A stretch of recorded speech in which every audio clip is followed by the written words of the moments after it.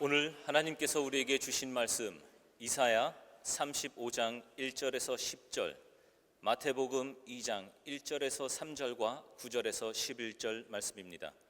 이제 제가 하나님의 말씀을 봉독하겠습니다.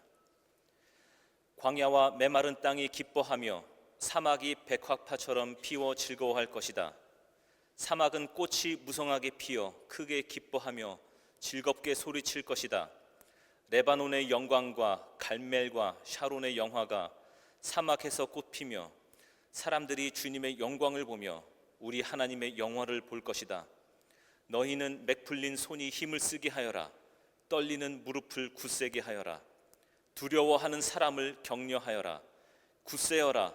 두려워하지 말아라. 너희의 하나님께서 복수하러 오신다. 하나님께서 보복하러 오신다. 너희를 구원하여 주신다 하고 말하여라. 그때 눈먼 사람의 눈이 밝아지고 귀먹은 사람의 귀가 열릴 것이다. 그때 다리를 절던 사람이 사슴처럼 뛰고 말을 못하던 혀가 노래를 부를 것이다. 광야에서 물이 솟겠고 사막에 시냇물이 흐를 것이다. 뜨겁게 타오르던 땅은 연못이 되고 메마른 땅은 물이 쏟아져 나오는 샘이 될 것이다. 승냥이 떼가 뒹굴며 살던 곳에는 풀 대신에 갈대와 왕골이 날 것이다. 거기에는 큰 길이 생길 것이니 그것을 거룩한 길이라고 부를 것이다. 깨끗하지 못한 자는 그리로 다닐 수 없다. 그 길은 오직 그리로 다닐 수 있는 사람들의 것이다. 악한 사람은 그 길로 다닐 수 없고 어리석은 사람은 그 길에서 서성거리지도 못할 것이다. 거기에는 사자가 없고 사나운 짐승도 그리로 지나다니지 않을 것이다. 그 길에는 그런 짐승들은 없을 것이다. 오직 구원받은 사람만이 그 길을 따라 고향으로 갈 것이다. 주님께 속량받은 사람들이 예루살렘으로 돌아올 것이다. 그들이 기뻐 노래하며 시온에 이를 것이다. 기쁨이 그들에게 영원히 머물고 즐거움과 기쁨이 넘칠 것이니 슬픔과 탄식이 사라질 것이다.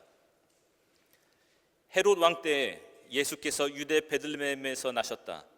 그런데 동방으로부터 박사들이 예루살렘에 와서 말하였다. 유대인의 왕으로 나신 이가 어디에 계십니까? 우리가 동방에서 그의 별을 보고 그에게 경배하러 왔습니다. 헤롯 왕은 이 말을 듣고 당황하였고 온 예루살렘 사람들도 그와 함께 당황하였다. 그들은 왕의 말을 듣고 떠났다. 그런데 동방에서 본 그 별이 그들 앞에 나타나서 그들을 인도해 가다가 아기가 있는 곳에 이르러서 그 위에 멈추었다. 그들은 그 별을 보고 무척이나 크게 기뻐하였다. 그들은 그 집에 들어가서 아기가 그의 어머니 마리아와 함께 있는 것을 보고 엎드려서 그에게 경배하였다. 그리고 그들의 보물 상자를 열어서 아기에게 황금과 유향과 모략을 예물로 드렸다. 아멘. 대림절 둘째 주일입니다. 지난주에 말씀 나눔에 대림절은 기다림과 소망이라고 전했습니다. 우리 인생 속에 이미 들어오신 예수 그리스도로 인한 소망을 가지고 앞으로 다시 오실 예수 그리스도를 기다리며 기념하는 절기라고 했습니다. 대림절은 기다림과 소망의 절기입니다. 그리고 대림절은 환대와 평화의 절기입니다. 우리가 복음서 여러 곳에서 찾아볼 수 있듯이 예수님께서 이 세상에 오실 때 많은 사람들이 예수님을 환대했습니다. 우리는 마리아의 환대를 기억합니다. 천사 가브리엘이 마리아에게 장차 메시아를 낳을 것이라며 기뻐하라고 했지만 마리아는 결혼하지 않은 처녀로서 임신하는 것이 두려웠습니다. 그랬더니 천사는 두려워하지 말아라. 그대는 하나님의 은혜를 입었다고 말했습니다. 우리 한번 그림을 볼까요? 가브리엘 로세티의 성화를 보면 마리아가 두려움에 위축되어 있음을 보여주고 있습니다. 얼굴 표정이 보이시나요? 네, 그림을 보면 천사는 마리아에게 꽃을 주며 좋은 소식을 전하려는 모습이 보입니다. 그러나 마리아의 표정에는 두려움이 서려 있습니다. 한번 생각해 보십시오. 결혼하지 않은 처녀가 갑자기 임신이 되어 아이를 낳게 된다고 하는데 두렵지 않을 사람이 어디 있겠습니까? 그런데 천사는 말합니다. 하나님께는 불가능한 일이 없다. 사람의 상식으로는 절대로 있을 수 없는 상황 중에 마리아는 천사에게 이렇게 말합니다. 보십시오, 나는 주님의 여종입니다. 당신의 말씀대로 나에게 이루어지기를 바랍니다. 하나님께는 불가능한 일이 없다는 천사의 말에 마리아는 당신의 말씀대로 나에게 이루어지기를 바란다고 대답했습니다. 마리아는 말씀에 의지하여 자신의 태중에 오실 아기 예수님을 거부하지 않고 믿음과 순종으로 환대했습니다. 우리는 들에서 양을 치던 목자들의 환대를 기억합니다. 목자들은 천대받는 사람들이었습니다. 시대상으로 볼 때 세상에서 가장 천하다고 할 수 있는 일을 하는 사람들이었습니다. 그러나 하나님께는 목자들도 중요한 사람들이었습니다. 목자들에게도 온 백성에게 미칠 큰 기쁨의 좋은 소식을 알려주시고 예수님의 탄생의 증인으로 초대하셨습니다. 한번 그림을 볼까요? 기쁜 소식을 들은 목자들은 곧 구유에 놓인 아기 예수님을 찾아갔습니다. 그리고 이 세상에 오신 예수님을 환대했습니다. 예수를 환대할 수 있는 기회가 목자들에게도 주어진 것입니다. 예수님은 이 세상에 오실 때에 세상의 권력자나 부유하고 영향력 있는 사람들의 환대를 받은 것이 아닙니다. 그때 당시 사회에서 가장 천대받는 사람들의 환대를 받으며 오셨습니다. 목자들은 구유에 놓인 예수를 보고 하나님께 영광을 돌리고 돌아갔습니다. 만약 여러분이 길을 가는데 어떤 노숙자가 여러분을 보고 반갑게 다가와서 인사를 해주는 것이 좋겠습니까? 아니면 그때 그 시절 지나간 시절에 미남 배우 신성일 같은 배우가 딱 나타나서 여러분께 다가가서 인사를 해주시는 것이 좋겠습니까? 여러분은 당연히 노숙자보다 맨발의 청춘 신성일이 더 좋다고 할 것입니다. 바로 이와 같은 경우입니다. 예수님은 세상에서 가장 낮은 사람들의 환대도 귀하게 여기셨습니다. 또한 우리는 동방박사들의 환대를 기억합니다. 동방박사들은 이방인들이었습니다. 당시 유대 사회에서 이방인들이란 완전히 배제된 사람들을 의미했습니다. 아무리 동방에서 온 박사들이라 할지라도 유대 땅에 들어온 이상 이방인이었을 뿐입니다. 이처럼 동방의 박사들에게도 예수 탄생의 소식이 전해졌습니다. 하나님은 그 박사들이 알아볼 수 있는 징조를 보이셨습니다. 이것은 하나님의 구원이 유대인뿐만 아니라 이방인에게도 해당된다는 사실을 알려줍니다. 동방 박사들은 별을 따라 예수가 누이신 구유까지 찾아갔습니다. 한번 그림을 볼까요? 그리고 엎드려 경배하고 보배함을 열어 황금과 유향과 모략을 예물로 드렸습니다. 이 예물을 지금의 값으로 환산하기란 불가능하겠지만 사람이 들고 갈 수 있는 선물로 가정했을 때 최소 수천만 원어치의 예물을 드린 것입니다. 그들은 최선을 다해 아기 예수를 환대했습니다. 동방에서 온 이방인 박사들의 목적은 오로지 경배를 드리기 위해서였습니다. 이처럼 성탄절, 크리스마스를 기념하는 목적은 예수님께 경배를 드리는 것입니다. 우리는 대림절 둘째 주일을 맞이하면서 지난주보다 더 가까워진 성탄절을 마주하고 있습니다. 우리는 성탄절의 본질을 잊으면 안 됩니다. 성탄절은 예수님께 경배를 드리는 절기입니다. 예수님을 환대하는 절기입니다. 예수님을 환대할 수 있는 기회가 우리에게도 주어진 것입니다. 이처럼 대림절은 환대와 평화의 절기입니다. 마리아는 천사의 소식을 듣고 보십시오, 나는 주님의 여종입니다. 당신의 말씀대로 나에게 이루어지기를 바랍니다 라며 예수님을 환대했습니다. 한밤중에 양을 치던 목자들은 천사의 소식을 듣고 예수님을 찾아갔습니다.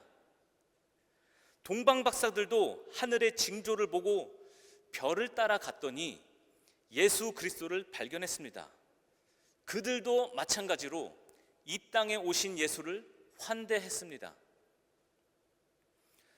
구약성경 이사야 9장 6절을 보겠습니다. 한 아기가 우리를 위해 태어났다. 우리가 한 아들을 모셨다. 그는 우리의 통치자가 될 것이다.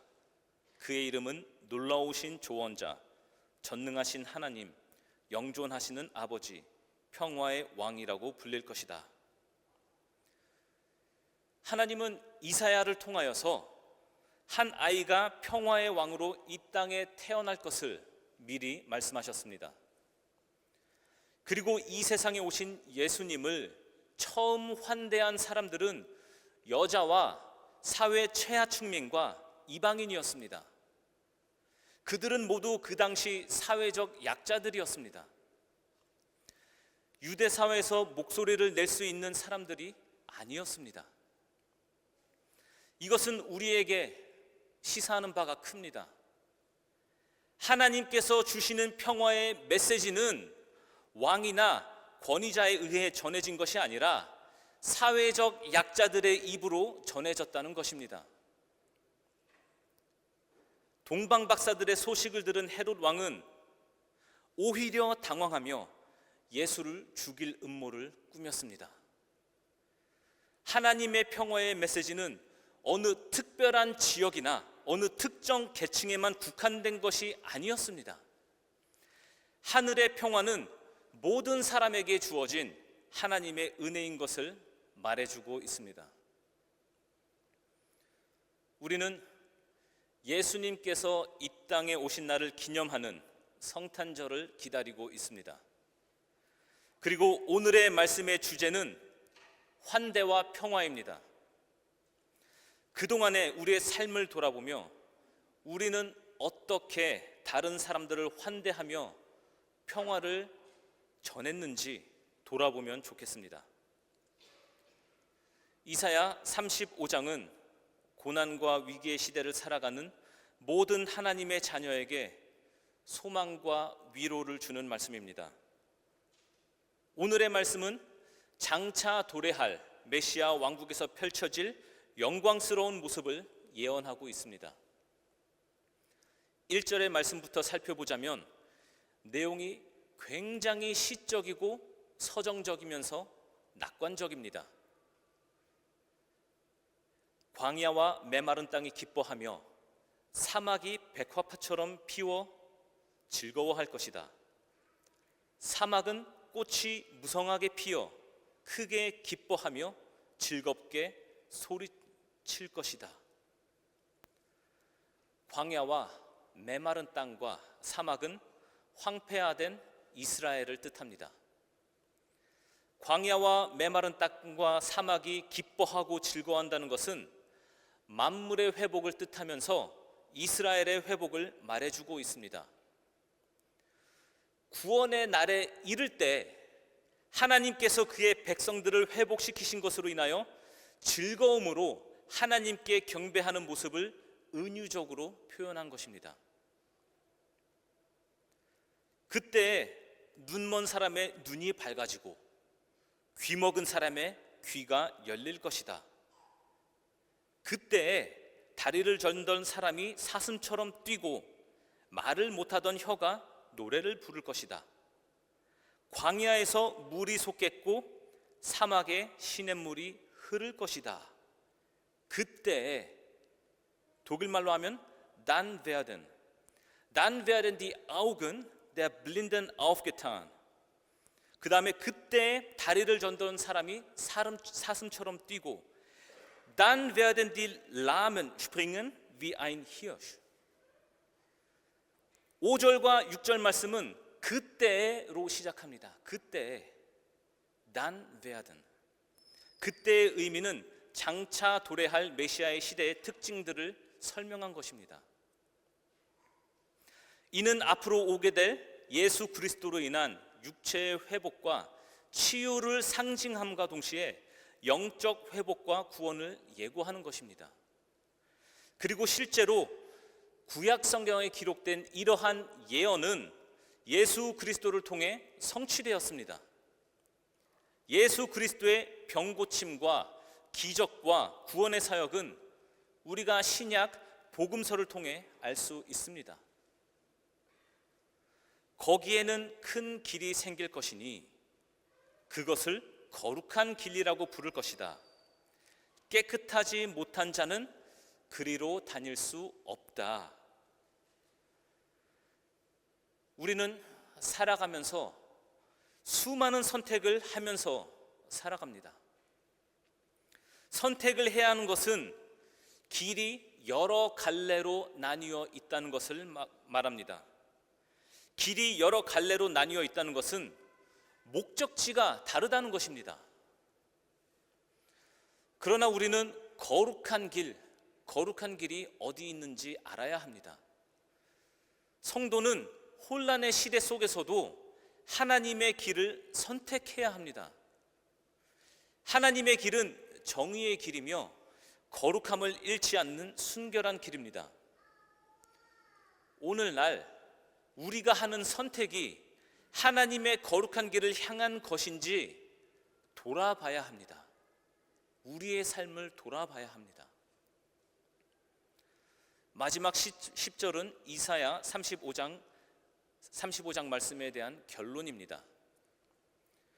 주님께 속량받은 사람들이 예루살렘으로 돌아올 것이다. 그들이 기뻐하며 시온에 이를 것이다. 기쁨이 그들에게 영원히 머물고 즐거움과 기쁨이 넘칠 것이니 슬픔과 탄식이 사라질 것이다. 마지막 절은 우리에게 영원한 기쁨을 약속합니다. 대림절 둘째 주일을 맞이하여 우리에게 이 말씀을 주신 이유가 있습니다. 하나님은 시온에서 그 영적 이스라엘 땅에서 우리를 환대하고 계십니다. 주님께 속량받은 주의 자녀들이 예비된 곳으로 돌아가게 될 것을 알려주고 있습니다. 그곳은 영원한 기쁨과 즐거움이 있고 슬픔과 탄식이 사라진 평화의 장소입니다. 하나님은 우리에게 시온의 평화를 예비해 주셨습니다. 하나님의 자녀된 우리는 악한 사람이나 어리석은 사람들이 다닐 수 없는 거룩한 길을 통하여 이미 영적 예루살렘의 땅에 들어간 사람들입니다. 우리는 이미 그 땅을 밟은 사람들입니다. 우리는 이미 하나님의 환대 속에 거하고 있습니다. 하나님의 의로운 팔이 우리를 안아주고 계심을 기억해야 합니다.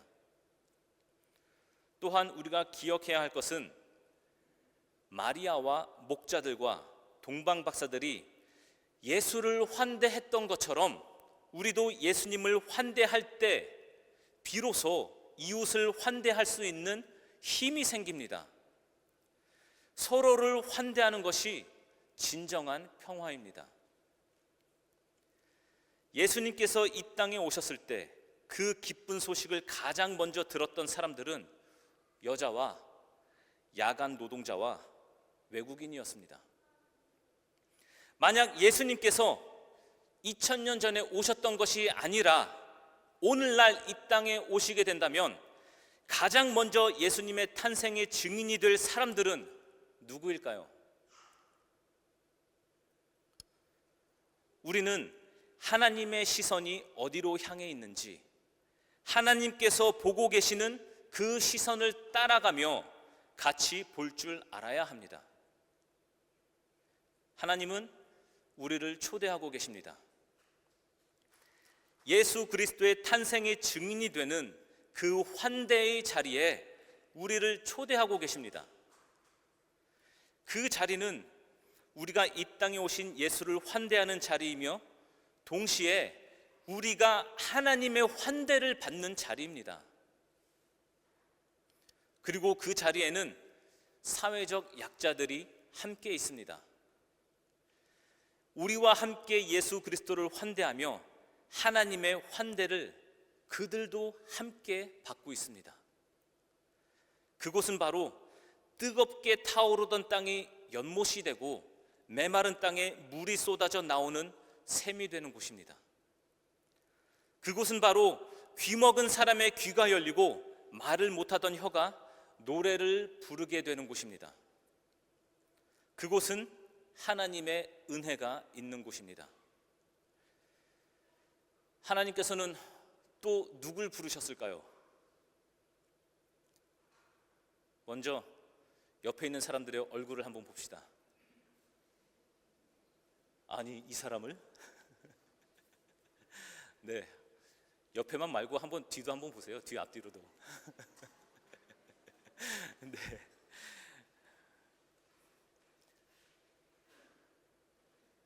바로 그 사람도 하나님께서 부르셨습니다.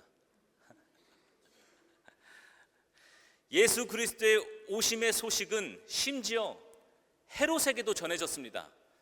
헤롯에게 전해지지 않은 것이 아닙니다. 헤롯에게도 전해졌어요. 다만 헤롯은 받아들이지 않았습니다. 예수님께서 이 땅에 오셨을 때 목자들과 동방의 박사들이 환대하러 갔습니다.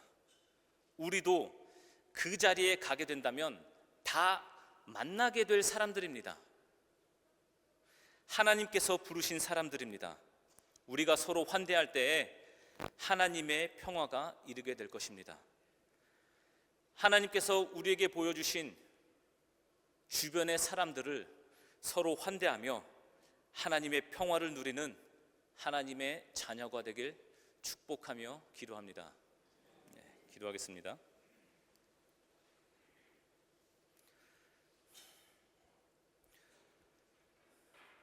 사랑과 은혜가 풍성하신 하나님 아버지, 오늘 대림절 둘째 주일에 우리가 예수님의 오심을 기다리는 이 시간 속에 하나님의 환대와 평화의 말씀을 듣게 하심에 감사드립니다. 예수님께서 이 땅에 겸손하게 오셔서 우리에게 평화와 구원을 주셨음을 기억하며 다시 오실 예수님을 소망으로 기다리는 저희가 되게 하여 주시옵소서. 우리의 삶 속에서 주님의 사랑을 실천하고 이웃과 주변 사람들을 환대하며 하나님과 깊은 교제를 이루는 자들이 되게 하여 주시옵소서. 예수 그리스도를 본받아 겸손과 섬김으로 살아가며 세상 속에서 진정한 회개와 변화된 삶을 실천하게 하여 주시옵소서. 대림절 동안 우리 안에 역사하시는 하나님의 은혜에 힘입어 다가올 성탄의 기쁨을 이 세상에서 누리게 하시옵소서.